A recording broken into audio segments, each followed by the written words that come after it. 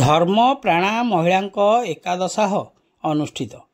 Khandapada NAC ଅଧୀନ 4 number ward Mangala ସାହିର ଧର୍ମପରାୟଣା ମହିଳା କବିତା ରାଜଙ୍କ ଗତକାଲି ଏକାଦଶ କାର୍ଯ୍ୟ ଅନୁଷ୍ଠିତ ହୋଇଯାଇଛି।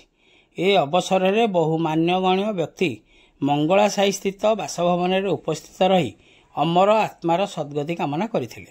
ପ୍ରକାଶ ଥାଉକି କିଛି ଦିନ ଧରି ଅସୁସ୍ଥ ଥିବା ସ୍ୱର୍ଗତା ରାଜ ଜଣେ ପରୋପକାରୀ ମିଷ୍ଟଭାଷୀ ଓ ସ୍ନେହୀ ମହିଳା ଭାବେ ସ୍ଥାନୀୟ ଅଞ୍ଚଳରେ ବେଶ୍ ପରିଚିତ ଥିଲେ। ଗତ 9 ତାରିଖରେ ତାଙ୍କର ଅକସ୍ମାତ ଦେହାନ୍ତ ହୋଇଥିଲା। ପୁରୀ ସ୍ୱର୍ଗଦ୍ୱାରଠାରେ ଶେଷକୃତ୍ୟ ସମ୍ପନ୍ନ ହୋଇଥିବା ବେଳେ ଏକମାତ୍ର ପୁତ୍ର ମନୋଜ କୁମାର ରାୟ ମୁଖାଗ୍ନି ଦେଇଥିଲେ। ଖଣ୍ଡପଡ଼ାରୁ ସନ୍ତୋଷ କୁମାର ସାହୁଙ୍କ ରିପୋର୍ଟ, ଖଣ୍ଡପଡ଼ା ଖବର।